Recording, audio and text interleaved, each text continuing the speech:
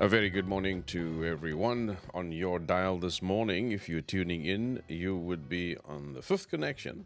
My name is Theophilus van Rensburg Linster, and this morning and every morning, Monday through to Friday, I'm joined with Terry Martin, or by Terry Martin. Terry, good morning to you, brother. Good morning, Theo. Good morning, listeners. It is indeed a good morning, and we thank you for joining us on this Thursday, the 3rd of October. We are looking into a set of preparation or preparatory introductions to the letter of the Apostle Paul to the church at Colossae. Wise up on the way is the main theme. Now, on your dial, it may say Jeremiah's journal. We've completed that, and at some point, we'll show you or give you access to how to go back to those episodes if you're interested. You are connected to the Fifth Connection, and we are at fifthfactor.co.za. Good morning.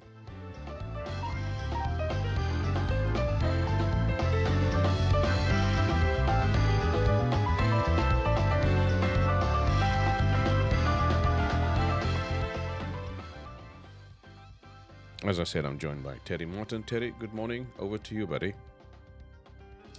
We'd like to continue in part 3 of the introduction to this unfolding story as it is penned in the letter to the Colossian church.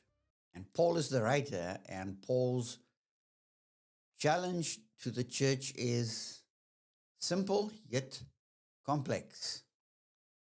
It has to do with the church wising up. If you look at where these letters appear, they come from a time in his life, what we would say or call his middle correspondence, his prison epistles. There are 4 of them: Ephesians, Philippians, Colossians, and Philemon. And each of these letters has to do with edifying the body in the way, as in the way, the John 14 verse 6 way, which is Christ. The body is edified through a unifying process, a visionary unifying process that participates in the progress of the gospel. Because the gospel needs to be embodied, not just taken up in the mind, but to be taken up in the whole of one's being. So Ephesians talks about our modal existence as the assembly, as we meet up and as we come and go in our everyday lives. It has to do with revealing a mode of being, a way of existence in the world.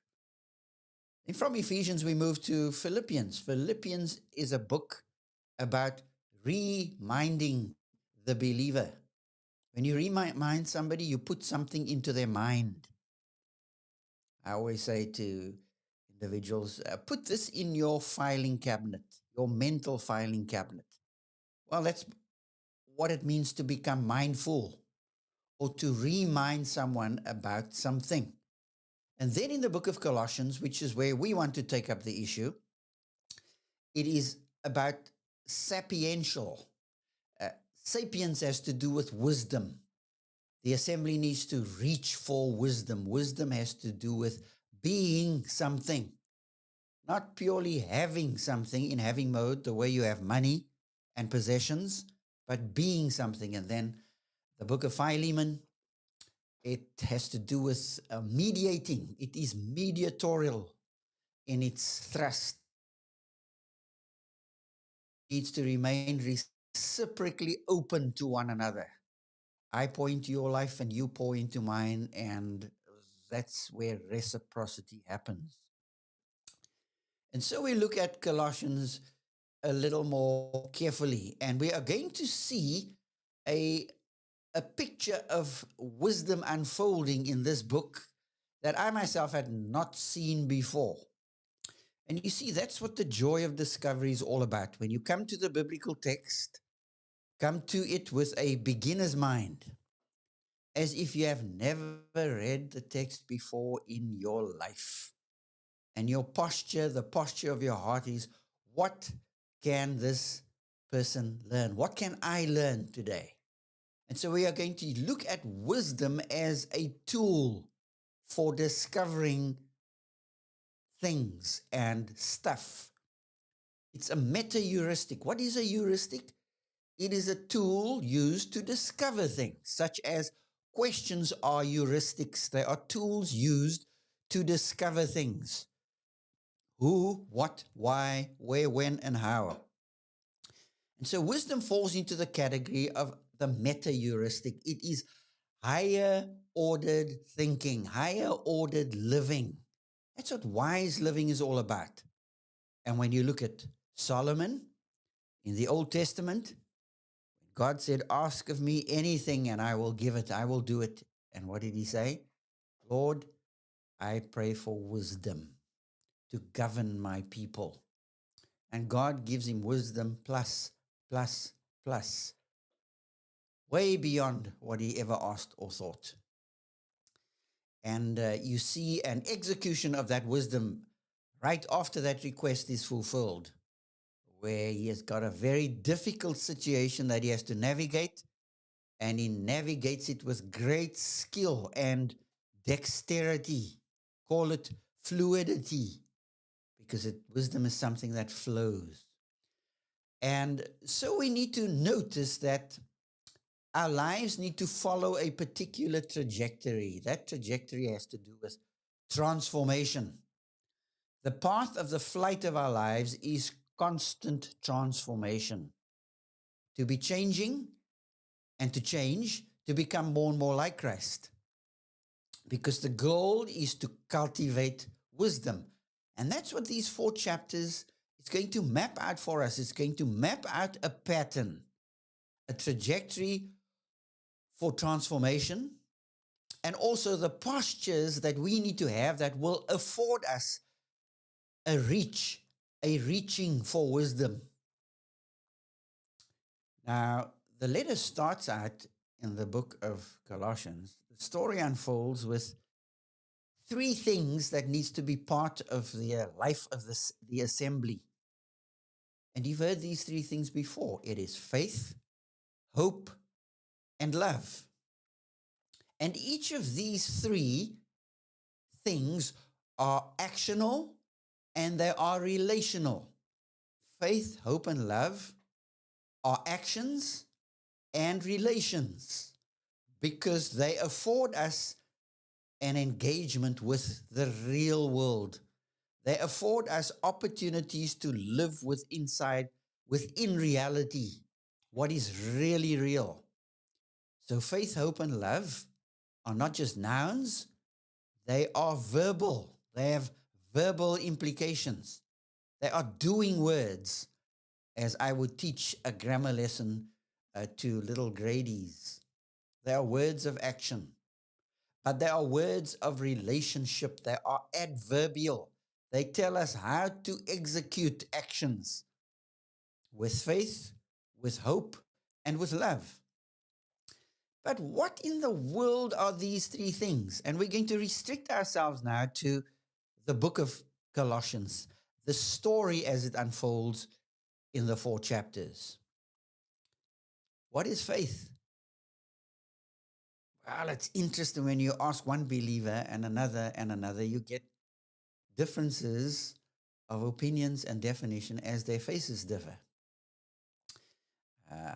Faith has to do with an oath of allegiance to God. I swear allegiance. I profess to tell and communicate and to live the truth and nothing but the truth. Faith is not just a body of truth, of revelation, but it is that for which I ultimately show care. My ultimate care is God. I care about God, who he is and what he does, his worth and his work. And in chapter 1, verse number 4 and verse number 5, these 3 ideas appear. Your faith as Colossian believers, your love, and your hope. And so 5 times the word faith appears, across the story. 3 times, the word hope appears. And 5 times again, the word love appears. Because unless you understand faith, hope, and love, faith as ultimate care, hope as living in the present with an eye on the future, a very present future. It is about bringing of transcendence into immanence. More simply, it's about bringing eternity into time. Living in such a way that as people look at my life, they have a they smell an aroma of heaven on you. Not an aroma of death on you, an aroma of life on you. And I'm talking now about believers.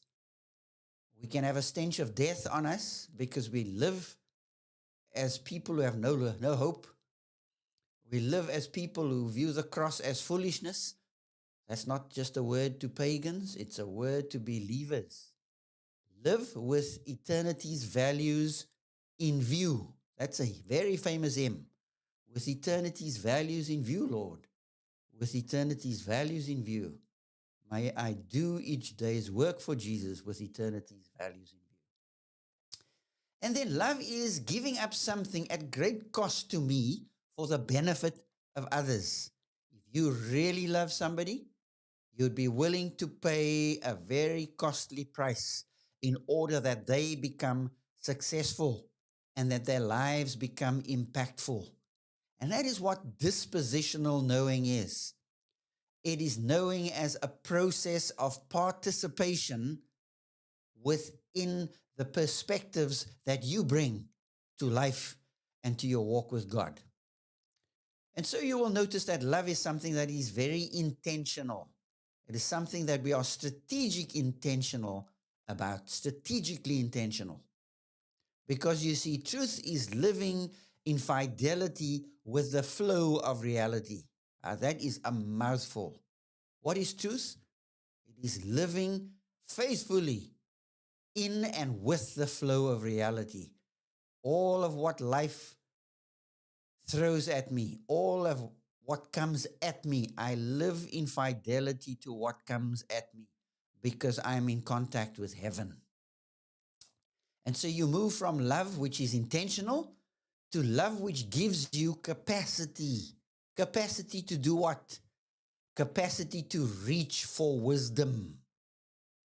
Because faith, hope, and love becomes the platform from which you launch toward wise living. Because wisdom is not something that you possess, it is something that you are. It has to do with being something, not just having something, the way you possess money and things. And so we're going to see across the 4 chapters how wisdom is a higher ordered kind of living and thinking. Back to you, Theo. Thank you so very much, Terry. I particularly appreciate this enormous challenge of where this trajectory will lead us to live today with eternity in mind. It is a really, really great challenge. Can I just ask you, Terry, just before we go to the music, what would you consider is one of the greatest struggles we have, or a few maybe there's a horde, that prevent us from living like that? What are the hurdles that day to day come up sometimes that prevent us from living with eternity in mind? Do you have a few thoughts there? I think we get locked ideologically, Theo. That means ideas become our idols Hmm. and our minds are uh, narrowed. Hmm. They are narrowed in a particular way, and we get locked on models of living.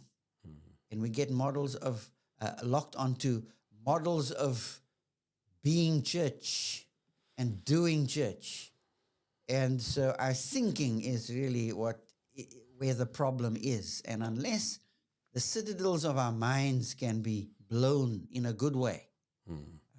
uh, unless we have mind shifts and mind changes, and the scriptures can do that. Hmm. And so time in the scriptures is a very key one, a key hurdle toward reaching for wisdom. And as we allocate time to do that, we appreciate you spending part of your day with us here this morning, and we continue to be grateful to your participation in this way. And thanks for that insight, Terry. We wish you a wonderful day as we play out with the song Perfect Wisdom of Our God. It's a song by Keith and Kristen Getty. And God bless you today, Terry. Thank you so very much, brother.